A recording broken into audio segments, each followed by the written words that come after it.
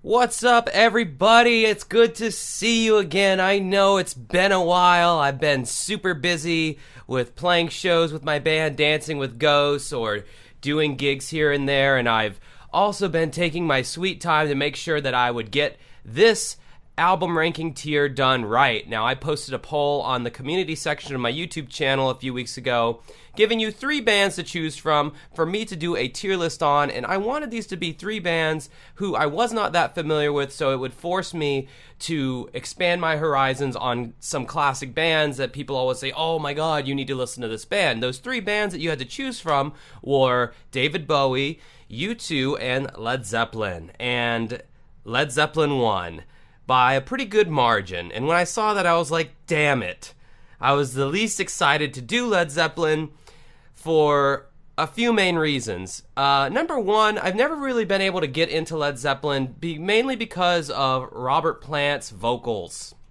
Don't ask me why. Rush is one of my favorite bands, and I love Geddy Lee's voice, but I can't stand Robert Plant's screechy, shrieky, ooh baby, I'm gonna give you my love. Like, God, I hate that shit.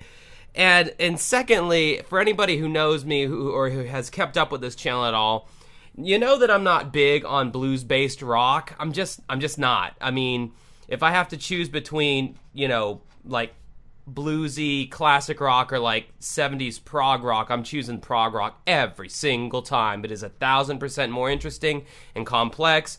With me, blues rock, you heard one bluesy guitar riff, you kind of heard them all.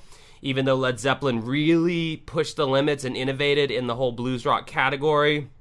Although some will say they stole a lot of that stuff, and I'm going to get to that. But I knew that I had to do this album tier list right. I know Led Zeppelin is one of those bands that if you like rock music in any way, shape, or form, you have to acknowledge that they are the gods that created most of the bands that you like.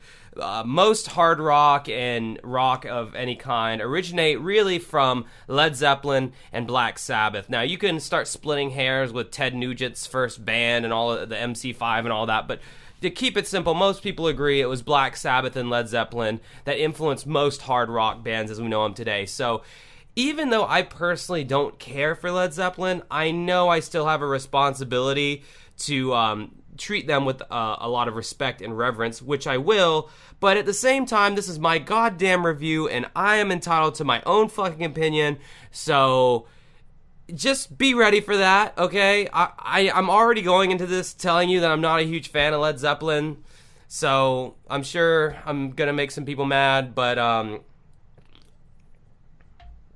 okay, here's the thing.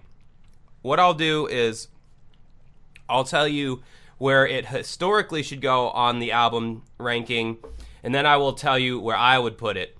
That's how we'll do that. So let's go ahead and get started. Sorry for that long-ass intro. I just had to, with a band like Led Zeppelin, you have to kind of preface with a lot of words because they're such, a legendary band.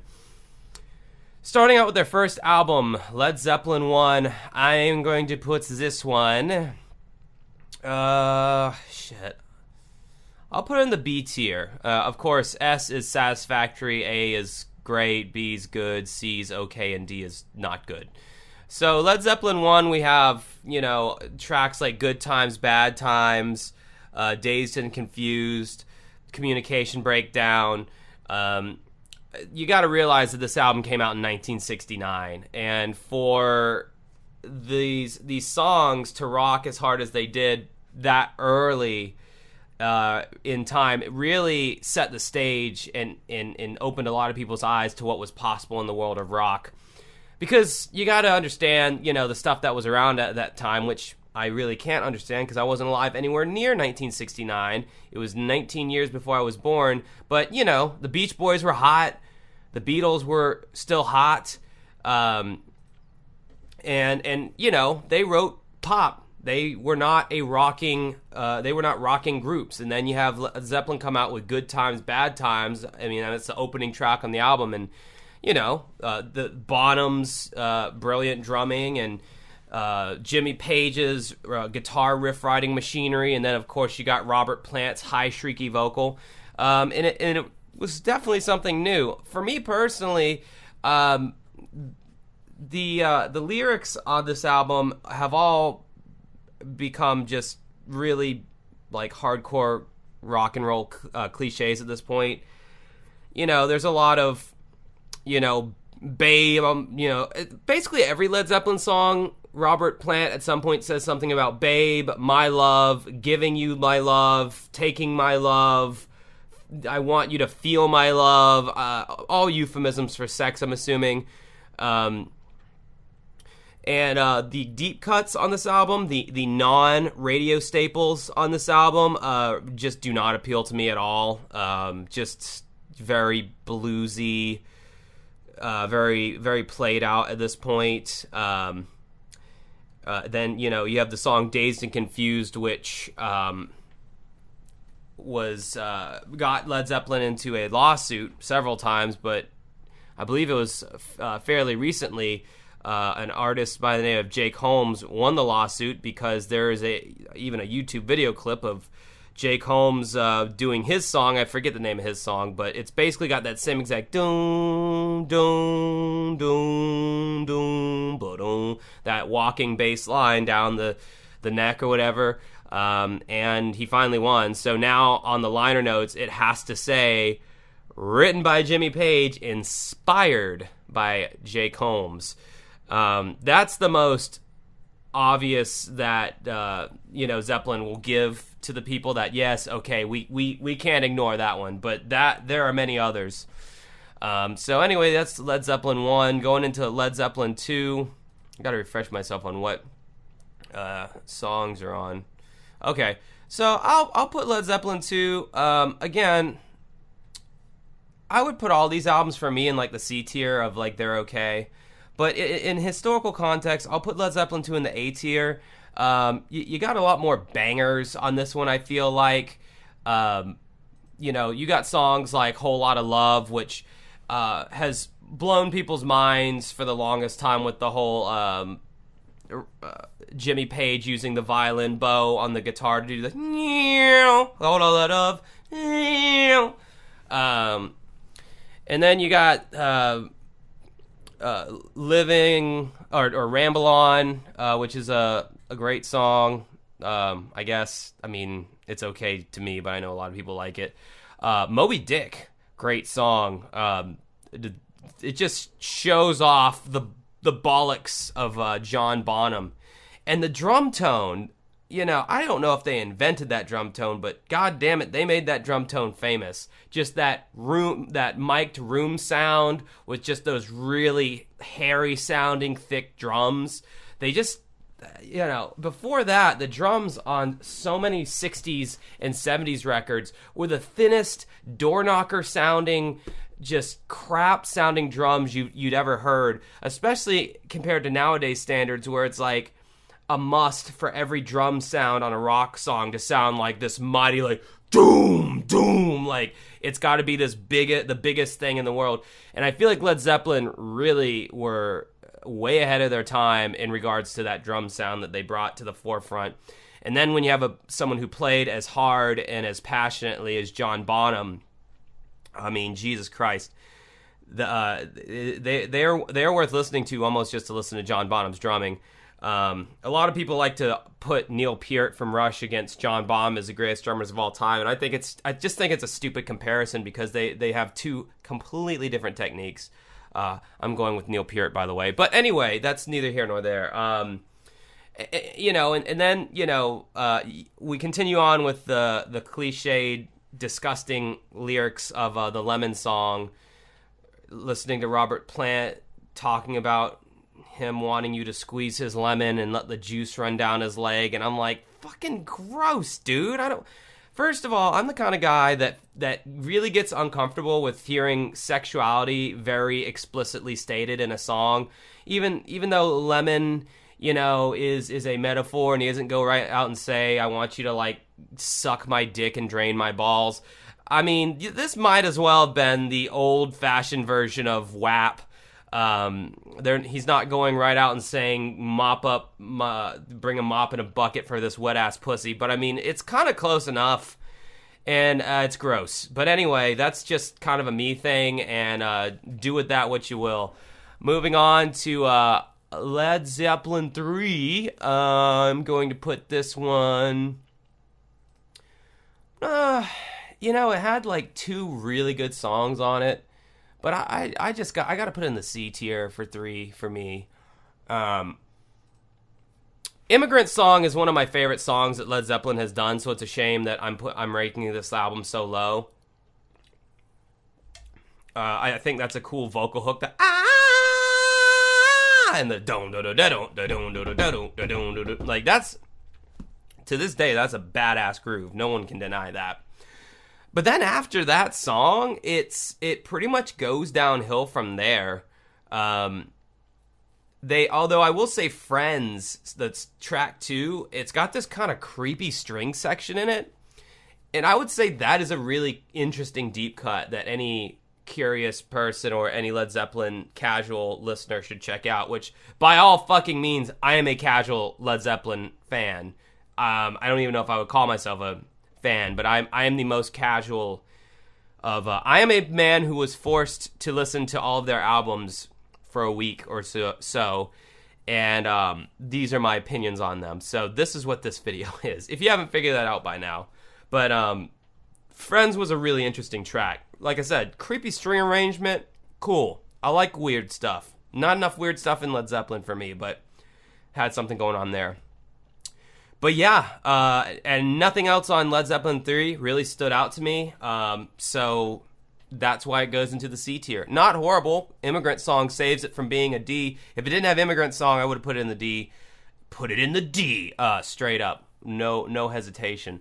Up next, we go into Led Zeppelin IV, and everyone would shoot me in the head directly with their keyboard comments if I did not put Led Zeppelin IV in the S tier. This album, it's got every song you've heard on classic rock radio since the beginning of time. Honestly, I feel like this album came out and instantly went into heavy classic rock rotation as soon as it came out. Even though it wasn't even considered classic rock back then, even though there wasn't a term called classic rock back then, I just feel like this album and every single song on it, except for like 2 songs, has gone into classic rock rotation, and it's never not been in rotation. If you haven't heard at least one song on Led Zeppelin IV, you've literally been living in a crazy Amish cult. Fuck it, I think even a lot of Amish people have heard songs off of Led Zeppelin IV. It's just an album that you have to give it up to, whether you like it or not. Whether you like Nirvana or not, you have to give it up to Nevermind. Whether you like the Beatles or not, you have to give it up to Sgt. Pepper's Lonely Hearts Club. Whether you like D'Angelo or not, you got to agree every single one of his albums are absolutely amazing according to the new Rolling Stone Top 500 albums of all time, where they put D'Angelo above Pink Floyd, above Led Zeppelin, above Nirvana. Fuck you, Rolling Stone, you woke-ass bitches. Anyway, Led Zeppelin 4. It starts out with Black Dog. Need I say more? Rock and Roll, Battle of Evermore, which, I may be wrong, but that, Led Zeppelin's always been into that Lord of the Rings mythical shit, so I'm sure that has something to do with that. And of course you got Stairway to Heaven, fucking Stairway to Heaven. The infamous line in Wayne's World, in the guitar store where the guy goes to sit down and try out a guitar and he goes, play Stairway to Heaven, and the guy points at the sign and it says no Stairway to Heaven. I wish I could do that at my karaoke gigs, but with like other songs like, I don't know, Valerie by Amy Winehouse. But anyway, Misty Mountain Hop, which is like one of my second favorite Led Zeppelin songs, again because of that weird melody. Da, da, da, da, da, da, da, da, da, da, da. I just thought that was cool. Like I thought that was a cool little melody. Then you got Going to California, which is a nice little mellowy, cool, sweet song. When the Levee Breaks is a Led Zeppelin classic. So yeah, I mean, this album got like glowing reviews from everywhere. 5-star reviews all down the board. A+, 5 out of 5. 9 out of 10 according to Pitchfork. Of course, Pitchfork's not going to give it a perfect score because they're fucking hipsters and it's not underground enough. Moving on to album number 5? We have House of the Holy. I'm going to put that in the A tier. I guess I'm just ranking these albums how I feel they should be ranked according to like society. Like I said, if they're up to me, they'd all be in the okay tier, aside from a few songs, but I'm trying to do this justice. Here we have songs like The Song Remains the Same, The Rain Song, Over the Hills and Far Away. These are the lesser played radio cuts, but nonetheless were played on the radio. That's another thing about Led Zeppelin is like when I started going through all these albums, it was crazy how on every single album, like just all the songs I had already heard on the radio. Like, it blew my mind. I'm like, oh yeah, they did. Oh yeah, I forgot they did have this song. Oh yeah, they did do that song. Oh yeah, like Jesus, this band.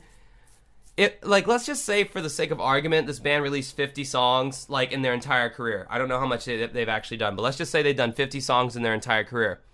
Probably, like, 35 or 36 of those songs are played on the radio, and 14 aren't. Like, anyway, then you get to track 4, The Crunge. Oh, man, I think this might have to be the Zepp's worst song. I hated this song so much, I had to make a note of it.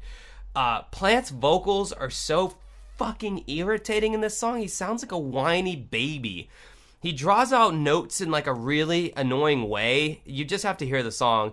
And then it has like this cheesy ass Casio keyboard sounding like horn thing, which I'm sure it's some studio trickery they did with the guitar, but God, it sounds bad and it sounds really dumb. And that's the end of side A. We start out the B-side with Dancing Days, which is probably my third favorite Led Zeppelin song of all time. Stone Temple Pilots covered it. Again, kind of a weird guitar riff.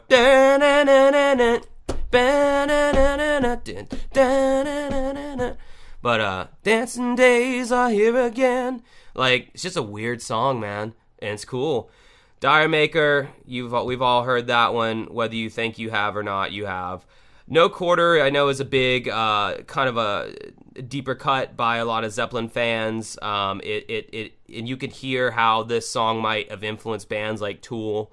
And then The Ocean. Blam, blam, blam, blam.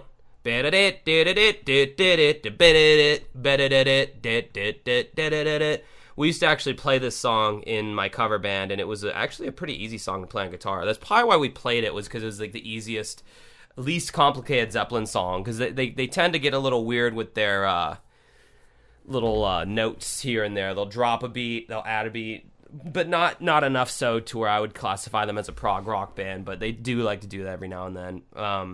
So yeah. Then up next we go to Physical Graffiti. I know it's got some good songs on it, but if this had been one album rather than a double album, it would have gone in the A or S tier, but because it's got so much bloat on it, I'm putting it in the C tier. And a lot of, like, believe it or not, a lot of musical journalists agree with that sentiment. A lot of people feel that Physical Graffiti has fantastic songs like Kashmir, which is probably my fourth favorite Led Zeppelin song of all time. And then you have like Trampled Underfoot, and I'm trying to see what else. In My Time of Dying, I know, is a really popular, deeper cut. Houses the Holy, which I don't know why wasn't on the original. Anyway, but then you got shit like Boogie with Stu, and Custard Pie, and I don't know. The lyrics on that one were just stupid, but I just felt like it was really bloated, and I found myself like zoning out after like the good songs, like the kind of like renowned, like the Kashmirs and the Trampled Underfoot and these kind of songs. Like, I would just find myself just zoning out, like I am so bored. Is this album still on? Like, where am I? What's going on? So yeah, I just felt like it was bloated, and could have been one great singular album. Up next, we have Presence, which is an album that I don't remember anyone ever talking about In fact, weirdly enough, it seems like Zeppelin's last two albums you never hear talked about. You always hear Led Zeppelin 1 through 4, you always hear House of the Holy, and you usually hear Physical Graffiti solely for the fact of Kashmir, but you never hear anyone talk about Presence or In Through the Outdoor, and I pretty much know why. Presence is going to go in the C tier as well. Let me tell you why. Achilles' Last Stand, fucking great song. It borders on prog rock. Really cool stuff. A lot of different movements going on with guitar. Jimmy Page called it this avant-garde thing, which is, I guess that's how he would describe prog rock at the time. It's crazy to think that just a year before this, Genesis put out Lamb Lies Down on Broadway, a perfect record. Anyway, much better English band, but we won't get into that. So anyway, Zeppelin, apparently Robert Plant had gotten into some accident and when he was injured and he was confined to a wheelchair, and since they couldn't tour, he just really wanted to go in and cut an album. And that's what Presence was. And like I said, the first opening track, Achilles' Last Stand, phenomenal. Great song. After that, just boring, man. Just does nothing for me. As someone who is not a fan of blues music, someone who likes weird, more avant-garde, more off-the-wall guitar stuff, not a whole lot of that to be found. Candy Store Rock sucks. Hot Son for Nowhere, T for One, whatever. I don't know. I don't care. All right, moving on to the last album, In Through the Outdoor. Such a weird fucking album. I'm going to give it a B just because, a B for effort. A B for effort because they tried incorporating the synthesizer. It was the end of the 70s with this album, came out in 1979. I thought that I was really going to like this album because it was getting close to the 1980s. Synthesizers were nothing new to bands at this point. Pink Floyd had done phenomenal stuff on their Wish You Were Here album that I believe came out in 1976, I want to say. Did great stuff on that album with the synthesizer. Welcome to the Machine was just a synthesizer odyssey of what you could do with one. I think Styx were putting out albums at this time that used the synthesizer. Rush was definitely using the synthesizer in cool ways. Led Zeppelin gets a hold of the synthesizer, and it just doesn't sound good. It sounds cheesy, or it sounds just very elementary, very cursory synthesizer use. The album starts off with In the Evening, which I thought was a pretty good song. I could hear some little synth hits in the background. I'm like, cool. Southbound, Soiree, forgettable. Fool in the Rain, it's got that kind of that happy, like, what the swing rhythm, the bam, ba-dam, ba-da-da, ooh, baby, bam, ba-dam, ba-da-da. And then there's a song about eating hot dogs in Texas, and it just this cheesy, this Elvis ripoff kind of sounding thing. I hope to God they were being ironic on that song, because it is. If they were not being ironic, that is Led Zeppelin's worst song. And then, of course, you have All of My Love, which, most Zeppelin fans know is the one with, like, the synthesizer in it. Don't know why it was so hard for me to say that. But, yeah, that was like, their only, like, real big synth song that, like, made it onto the charts.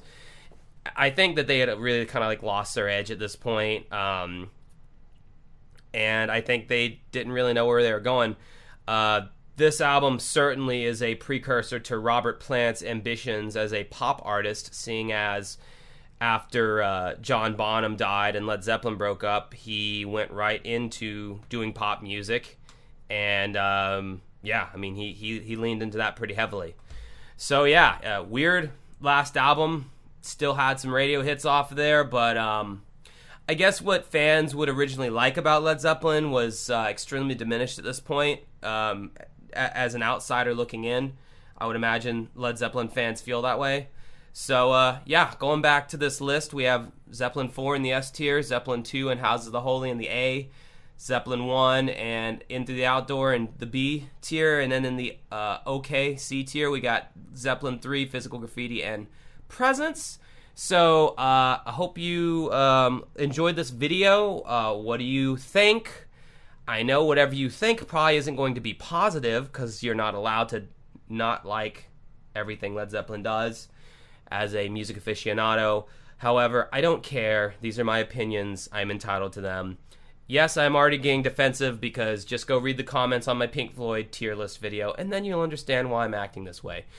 If you enjoyed this video, consider commenting, sharing, subscribing to my channel. I have a bunch of tier list videos like this. I'm sure some will be popping around my head right now. Yeah, so thank you to everyone who voted in my community, who participated in the poll. There'll be more of these later on in the future. I really want to do David Bowie. Maybe I'll do him next time at some point. All right, guys, until next time, have a good rest of your night.